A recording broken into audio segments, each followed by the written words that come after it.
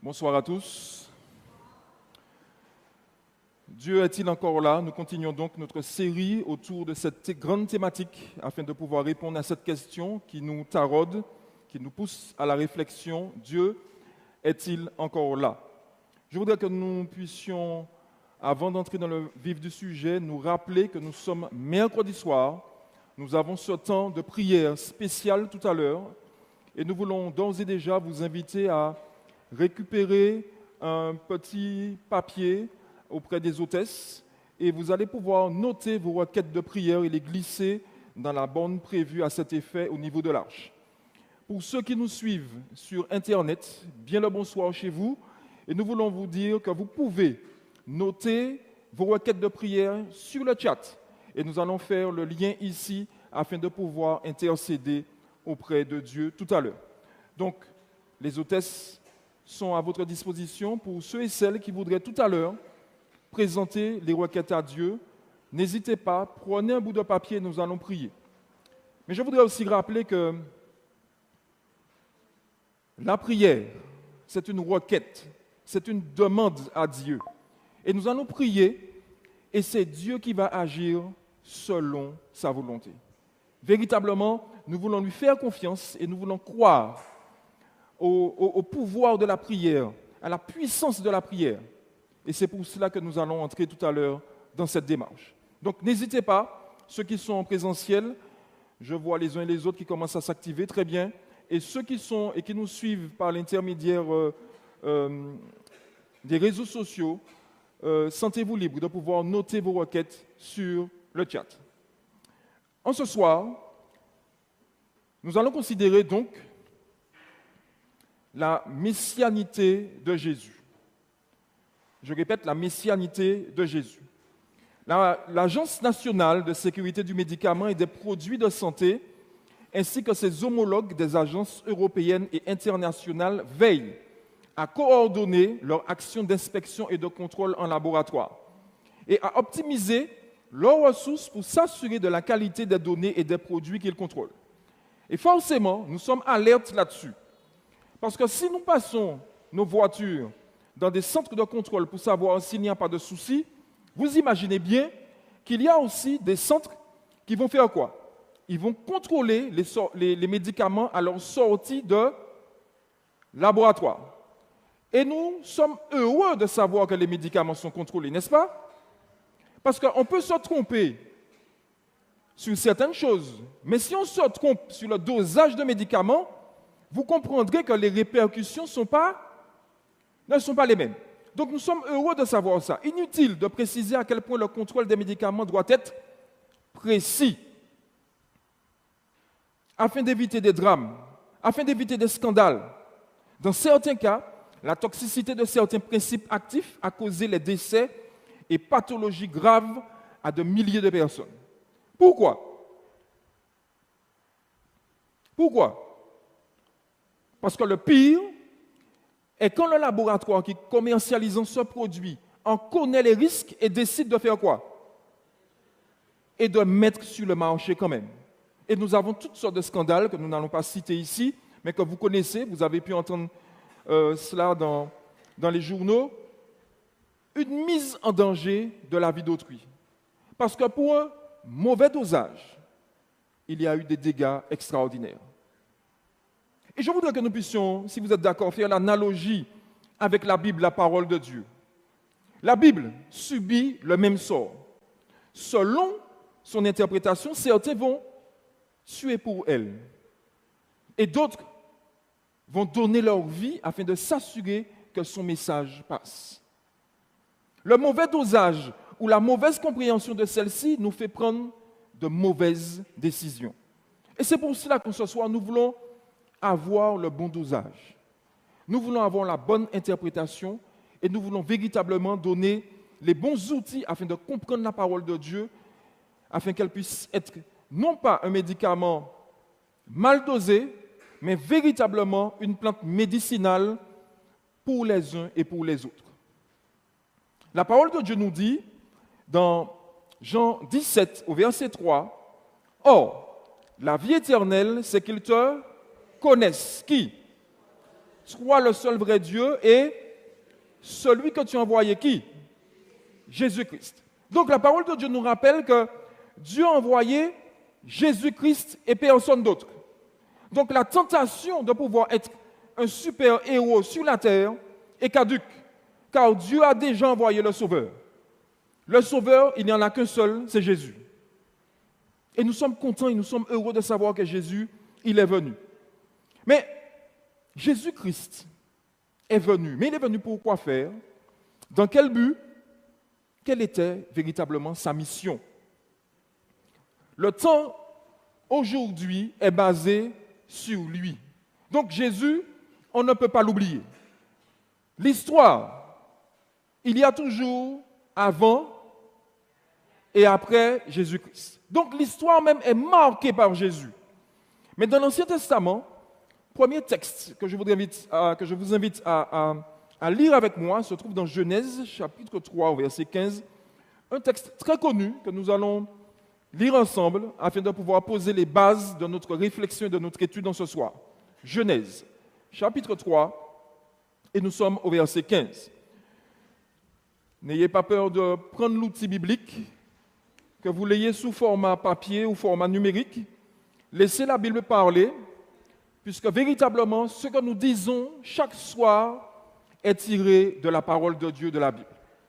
Et nous voulons véritablement mettre la parole de Dieu en avant, parce que nous croyons en elle et nous croyons que c'est par elle que Dieu, lui, il se révèle puisqu'il l'a rappelé dans Hébreux, chapitre 1er, au verset 1 et suivant. Donc nous lisons dans Genèse, chapitre 3, et nous sommes au verset 15. Qu'est-ce qu'il a dit? Je mettrai inimitié. Alors ça, c'est un mot aussi qui ne nous parle pas. On peut le remplacer par quoi?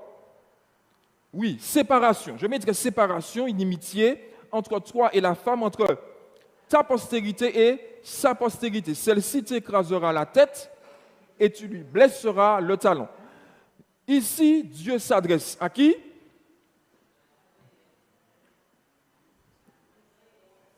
À Adam et Ève, pour leur dire quoi? C'est quoi le message? Que si Satan a réussi à les plonger dans le péché, il y a quoi? Un sauveur qui arrive. Donc nous sommes au courant et nous savons qu'il y a un sauveur qui arrive. Et ce sauveur-là, il est déjà venu, il a rempli sa mission et il est déjà reparti. Et c'est la Bible qui nous dit ça. Mais je voudrais que nous puissions voir à travers le texte biblique véritablement ce que la parole de Dieu nous dit. Toujours dans Genèse, au chapitre 3, verset 21, chapitre 3, toujours, et nous sommes au verset 21, je voudrais que nous puissions juste lire ce verset. L'Éternel Dieu fit à Adam et à sa femme des habits de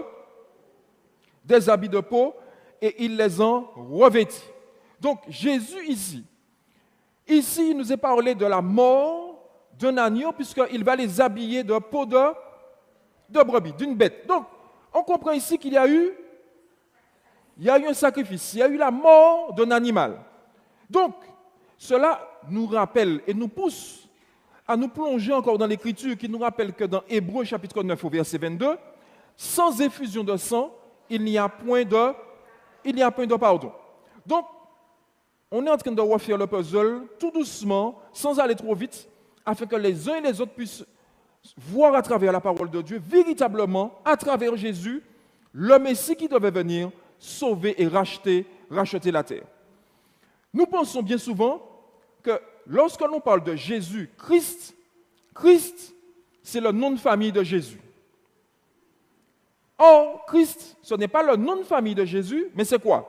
C'est quoi? C'est un titre. Oui, c'est un titre. Et ça veut dire quoi, son nom? Messie, ça veut dire quoi? Christ, ça veut dire? Messie, ça veut dire? Oui, exactement. Donc, lorsqu'on dit Jésus, Christ, on dit quoi? Jésus, le Messie, le oint qui devait venir et qui a été annoncé où? Dans l'Ancien Testament, dans Genèse chapitre 3, et nous allons voir encore d'autres textes qui annonçaient justement le Messie. Donc dire que Jésus c'est Christ, c'est dire que Jésus est le Messie, c'est le oint, c'est le Messie qui devait venir. Sur la terre, on appelait Jésus plutôt comment? Jésus fils de Joseph, qu'est-ce que vous avez déjà entendu? Fils de l'homme, fils de... Quoi encore? Jésus de Nazareth, exactement. Donc, Jésus-Christ, on l'a dit, c'est quoi? C'est le Messie, c'est le oint. Donc, Christ est le mot grec signifiant en hébreu Messie. La parole de Dieu nous éclaire. Et Jésus lui-même, alors qu'il est sur la route avec des disciples, il s'interroge sur la mission de Jésus. Jésus, il est mort, les disciples pleurent, ils ne savent pas quoi faire, ils sont un petit peu paumés, et ils réfléchissent. Jésus va marcher avec eux, ils ne vont même pas se rendre compte qu'ils sont en train de marcher avec Jésus.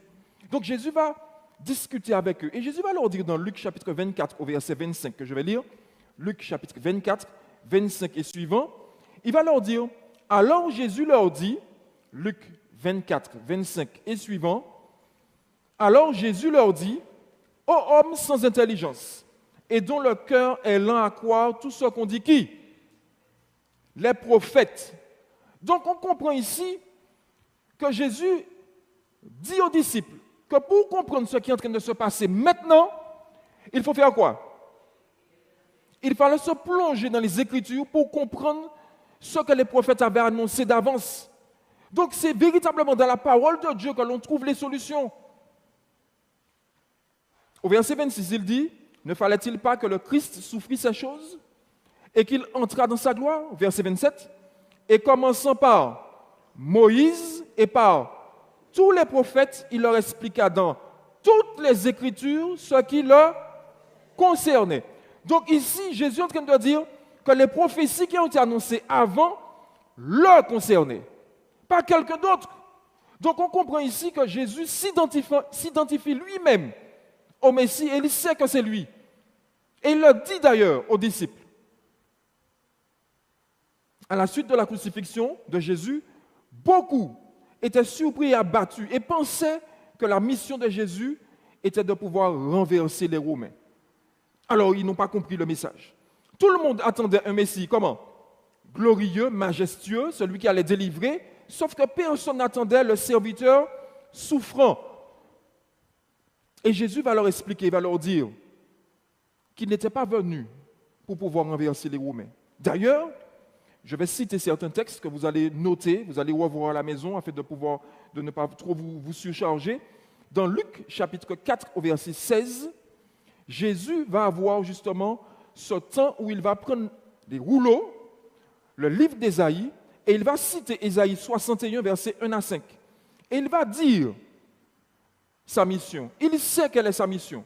Prenons le temps de pouvoir lire juste Luc chapitre 4, et nous sommes au verset 16 et suivant. Il se rendit à Nazareth où il avait été élevé selon sa coutume. Il entra dans la synagogue le jour du sabbat. Il se leva pour faire la lecture et on lui remit le livre du prophète Ésaïe. L'ayant déroulé, il trouva l'endroit où il était écrit, à partir du verset 18, « L'Esprit du Seigneur est sur moi, parce qu'il m'a oint pour annoncer une bonne nouvelle aux pauvres, il m'a envoyé pour guérir ceux qui ont le cœur brisé, pour proclamer aux captifs la délivrance et aux aveugles le recouvrement de la vue. Pour envoyer comment? Libre les opprimés, pour publier une année de grâce de qui? Du Seigneur. Donc, Jésus, si vous prenez ce texte à la maison, vous allez faire cet exercice-là dans Ésaïe, il cite Ésaïe 61, verset 1 à 5, mais lorsque vous lisez tout le texte, vous voyez qu'après, il y a la délivrance. Sauf que Jésus, regardez ce qu'il fait après cette lecture-là, au verset 20. Qu'est-ce qu'il va faire? Ensuite, il roula le livre et le remit au serviteur et s'assit. Donc, Jésus prend le temps de lire uniquement ce qui le concerne dans sa mission sur la terre. Et il le dit qu'il n'est pas venu, puisque la suite d'Ésaïe nous parle justement de la délivrance. Mais il ne lit pas cette partie-là, parce qu'il sait que sa mission, c'est de pouvoir venir délivrer les captifs, publier une année de grâce, aider ceux qui sont dans le besoin, renverser justement le péché, accomplir la prophétie de Genèse 3, 15. Donc Jésus va borner sa mission en citant Ésaïe 61, versets 1 à 5. Maintenant, à travers la parole de Dieu, je vous invite à regarder certains textes puisque le texte, c'est Jésus lui-même qui le dit. Il va dire aux disciples, il faut regarder ce qu'annonçaient les prophètes. Et commençant par Moïse, donc le Pentateuque, les 5 premiers livres de la Bible, il va expliquer sa mission à travers toutes les prophéties bibliques. Donc regardons les annonces, mais aussi l'accomplissement dans le Nouveau Testament. Premier texte que je voudrais que nous puissions considérer, sa naissance miraculeuse. Là, nous sommes dans Ésaïe, chapitre 7 au verset 14. Et vous avez vu l'année? En quelle époque ça a été écrit? Grosso modo, 700-600 avant Jésus-Christ. C'est qu'est-ce que le texte annonce? Le texte annonce quoi?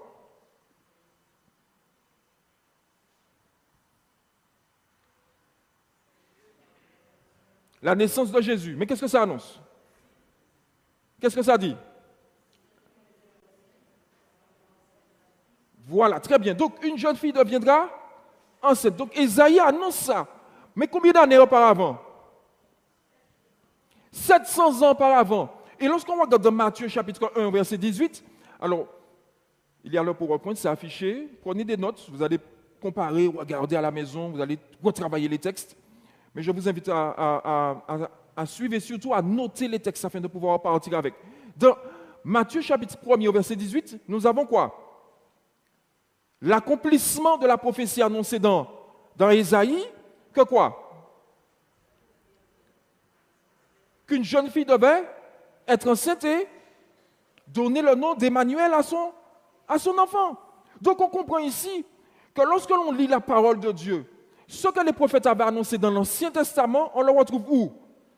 Dans le Nouveau Testament. Mais non seulement dans le Nouveau Testament, mais accompli par Jésus.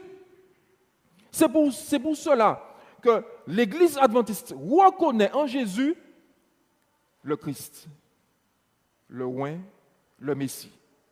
C'est pour cela. Parce que nous nous appuyons sur la parole de Dieu. Et à une époque, on parlait de sola scriptura, la parole seule, l'écriture seule, où le peuple de Dieu était versé dans justement l'étude de la parole de Dieu. Aujourd'hui encore, je veux croire qu'avec la violence et ce que nous voyons dans le monde, nous avons besoin de nous tourner véritablement vers la parole de Dieu. Regardons encore une autre prophétie annoncée, son lieu de naissance. Et là, c'est Michée. Michée va proclamer cela dans Michée, chapitre 5, au verset 1er. Et ce sera annoncé combien de temps à l'avance? 700 ans à l'avance. Donc la prophétie, c'est que Dieu va révéler à ses prophètes ce qui doit arriver, afin que lorsque cela va arriver, on doit pouvoir se positionner. Et c'est pour cela qu'on l'a considéré dimanche soir, que les prophéties bibliques que nous trouvons dans l'Apocalypse ou encore dans le livre de Matthieu, chapitre 24 et 25, lorsque vous verrez ces choses, sachez que Dieu est proche, il est à la porte. Donc, lorsque l'on voit l'accomplissement des prophéties, qu'est-ce qu'on doit faire? On reconnaît véritablement la véracité de ce qui avait été annoncé, mais on doit agir sur le présent de notre vie. Donc, c'est aujourd'hui que l'on doit agir. On ne doit pas attendre demain. Donc, Michée avait annoncé quoi? La venue de Jésus. C'était quel lieu? Qu'est-ce que vous lisez? Donc, à Bethléem, dans Matthieu, chapitre 2, verset 1er, il est annoncé quoi? Jésus étant né où? À Bethléem. Donc, c'était annoncé que Jésus devait venir et qu'il devait prendre naissance à Bethléem. Et c'est pour cela, encore une fois, que nous disons et que nous réaffirmons que Jésus est le Christ, est le Messie. Encore une autre preuve. Nous avançons, nous avons encore quelques versets à considérer. Le prix versé au traître. Et là, c'est un texte intéressant. Zacharie, Zacharie, chapitre 11, verset 12. Je sais que c'est un livre qui n'est pas souvent consulté. Peut-être que lorsqu'on va tourner les pages, on va voir des papillons sortir des pages de Zacharie. Ce sont des livres qui vont nous surprendre lorsqu'on va... Il y a des papillons qui vont sortir, non? Alors, Zacharie, chapitre 11, verset 12. Zacharie, chapitre 11, verset 12, nous annonce quoi?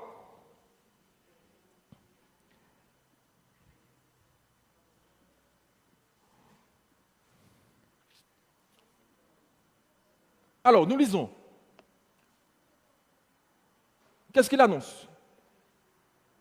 La vente de Jésus. Combien d'argent qui était prévu? 30 cycles, donc 30 pièces d'argent pour la vente de Jésus. Mais regardez encore la fin du verset. Qu'est-ce qu'il est dit? Que l'argent allait être versé où? Jeté où? L'argent allait jeter où? Être jeté dans le temple. Mais regardez l'accomplissement dans Matthieu chapitre 27. Matthieu chapitre 27 au verset 3 à 5 nous rappelle que Judas, il a vendu Jésus pour donner l'information. Les disciples étaient recherchés. Donc, comme les disciples étaient recherchés par rapport au ministère de Jésus, ils allaient dormir ça et là, dans des jardins, à droite, un petit peu à gauche, et on ne savait pas où ils étaient. Donc, Judas a vendu l'information pour dire où il dormait. Et pour le repérer, il va, et c'est connu, il va, pour signaler qui était Jésus, il va l'embrasser. Il va lui faire un baiser. Le baiser de... un baiser de trahison. Donc on avance, on va pas commenter. Donc, on revient, pardon.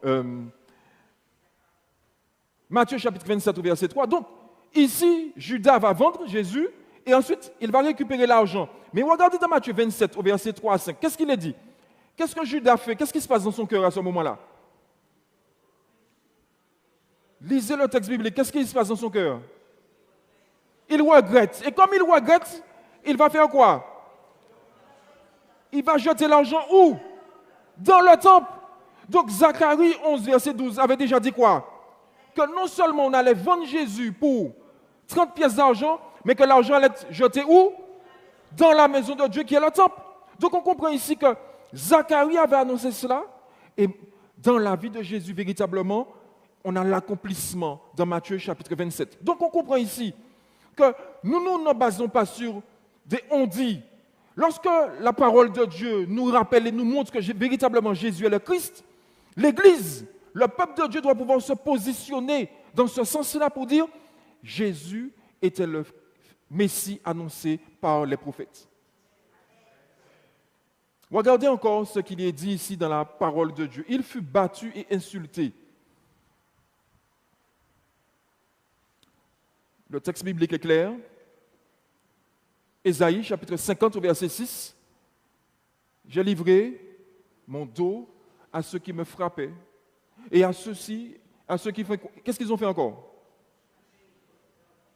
Alors, lisez bien. Qu'est-ce qu'on leur a fait? On lui a craché au visage. Quoi encore? Arraché la barbe. On lui a donné des coups de poing. On l'a battu. Vous avez vu ce que le texte déclare? Et dans Matthieu chapitre 26, au verset 67, qu'est-ce qu'il est dit? Alors que Jésus est amené au Sanhédrin, on va le torturer, on va donner une sorte de simulacre de procès, puisque véritablement on veut le tuer, ils vont lui faire quoi? Donc c'est annoncé par Ésaïe 50 au verset 6 que Jésus devait recevoir des coups, qu'il allait recevoir des crachats, qu'il allait recevoir des coups de poing. Et on voit cela qui s'accomplit dans la vie de Jésus, dans Matthieu chapitre 26 au verset 67. Autre point encore que nous voulons considérer, ses mains et ses pieds furent percés. Psaume 22, verset 17, Jean 20 au verset 25 nous donne l'accomplissement. Dans le psaume 22 au verset 17, qu'est-ce qu'il est dit? Car des chiens m'environnent, une bande de scélérats, qu'est-ce qu'ils font? Rôdent autour de moi, ils ont percé mes mains et mes pieds. Et dans Jean 20, verset 25, qu'est-ce qui se passe? Dans Jean 20, verset 25, qu'est-ce qu'il est dit? Oui, Jésus arrive et démontre que véritablement, ses mains étaient comment? Ses mains avaient été clouées. Donc il montre les cicatrices. Il montre les cicatrices. Donc on voit ici, à travers la parole de Dieu, uniquement à travers la parole de Dieu, que nous reconnaissons en Jésus le Christ, le roi qui devait venir. Si je lis tous les textes, ça va faire trop long. On avance encore un petit peu. Qu'est-ce qu'il est dit? Il fut mis au nombre des malfaiteurs. Son tombeau dans Isaïe 53, verset 12. On comprend ici que le tombeau de Jésus, il sera mis avec les malfaiteurs.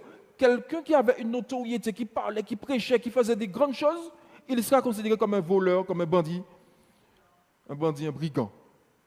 D'ailleurs, la crucifixion était réservée qu'aux esclaves, qu'aux personnes vraiment qui étaient au plus bas socialement.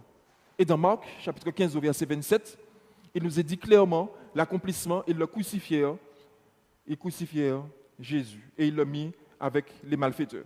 Autre texte que nous pouvons considérer,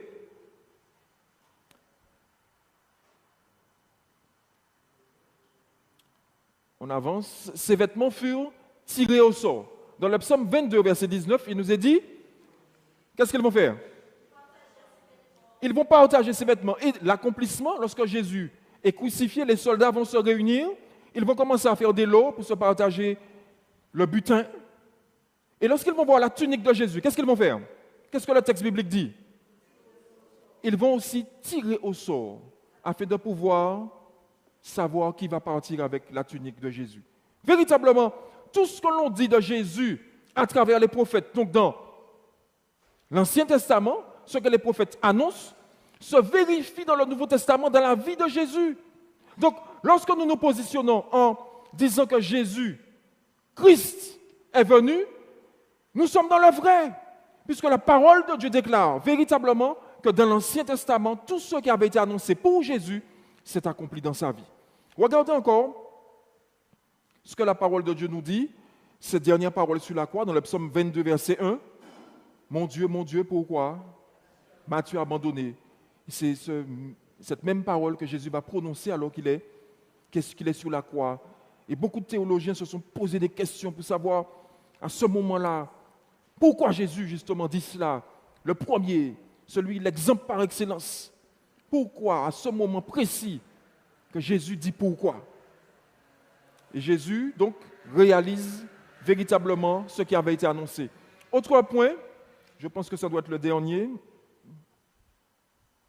Yes, donc, que représente Jésus pour toi, aujourd'hui? Lorsque nous avons considéré ces textes bibliques, lorsque nous avons vu qu'à travers la prophétie annoncée dans l'Ancien Testament, véritablement, tout cela se réalise dans la vie de Jésus, que représente Jésus pour toi? Est-ce que Jésus, c'est Jésus ou est-ce que Jésus, c'est Jésus-Christ? Est-ce que c'est le Christ, le Messie, le roi qui devait venir? Et c'est pour ça que nous voulons baser ce que nous disons ce soir uniquement sur la parole de Dieu, alors afin de véritablement croire que la prophétie nous annonçait que Jésus devait venir et que tout ce qui avait été annoncé s'est réalisé pleinement dans sa vie. Apocalypse chapitre 12, que vous avez à les yeux, Apocalypse, nous allons lire ce texte. Apocalypse chapitre 12, et nous sommes au verset 10. Apocalypse 12, à partir du verset 10, il nous est dit ici, c'est bon, vous avez trouvé? Très bien. Et j'entendis, quoi?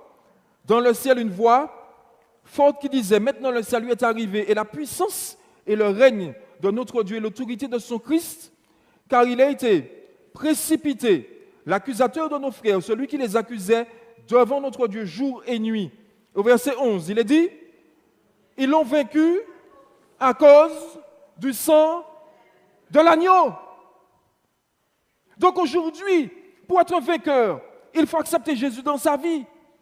Parce que nous ne réussissons pas. Nous ne sommes pas des vainqueurs par notre propre force, mais par le sang de l'agneau. Et à cause de la parole de leur témoignage, ils n'ont pas aimé leur vie jusqu'à craindre la mort. Donc, on comprend ici que le Messie annoncé dans Genèse chapitre 3, 15, qui devait venir écraser quoi? La tête du serpent, se réalise à travers la vie de Jésus. Lorsque je sais ça, quelle est la plus-value pour moi aujourd'hui? Est-ce que ça change ma vie? Parce que pour que je puisse venir aujourd'hui, là, écouter la parole de Dieu et me positionner pour lui, est-ce que véritablement ça change quelque chose dans ma vie aujourd'hui? Est-ce que vous avez le sentiment de vous sauver en acceptant Jésus dans votre vie? Est-ce que c'est une différence? Mais la parole de Dieu nous éclaire. Et la parole de Dieu nous montre que quand on suit Jésus, lorsqu'on accepte Jésus dans notre vie, on suit Jésus, donc on suit ses commandements, on suit sa parole, on suit sa loi, On vit selon les principes de la parole de Dieu. L'amour pour Dieu et l'amour pour son prochain. Nous ne sommes plus dans la dynamique de violence. Nous ne sommes plus dans la dynamique de faire du mal à autrui. Mais nous sommes là justement pour nous soutenir les uns les autres. Vivre selon la loi du ciel sur la terre. Aujourd'hui, c'est pouvoir renverser l'idéal, le modèle que nous avons de violence, de meurtre, de drogue que nous avons autour de nous. Accepter Jésus dans sa vie, c'est pouvoir véritablement marcher en nouveauté de vie. La parole de Dieu nous montre, frères et sœurs, chers amis, que Dieu a envoyé son Fils afin d'accomplir cette mission-là. Et il nous rappelle dans Hébreux chapitre 9, Hébreux chapitre 9, c'est l'avant-dernier texte que nous allons considérer. Hébreux chapitre 9 au verset 26. Hébreux chapitre 9 et nous sommes au verset 26. Hébreux 9, verset 26.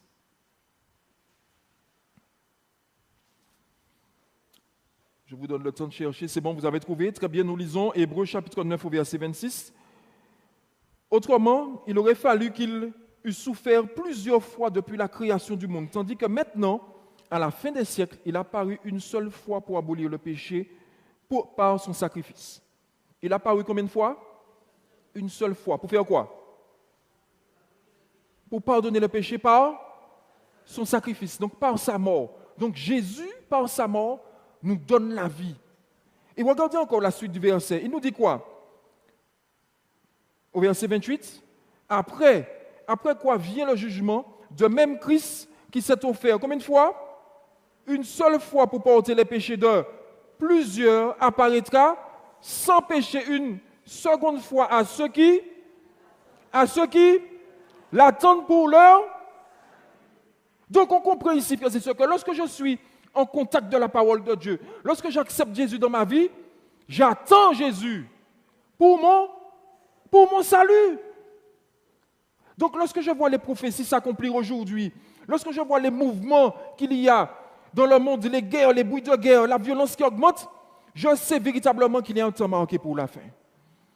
Et s'il y a un temps marqué pour la fin, c'est que tout cela va finir au retour de Jésus. Donc je ne suis pas ébranlé, je ne suis pas perdu, parce que Jésus m'a annoncé ça avant. Il m'a dit ces choses-là vont arriver. Mais lorsque vous voyez ces choses, prenez position pour moi maintenant. N'attendez pas. Nous ne savons pas ce qui va se passer demain. Aujourd'hui, si vous entendez sa voix, n'endurcissez pas votre cœur.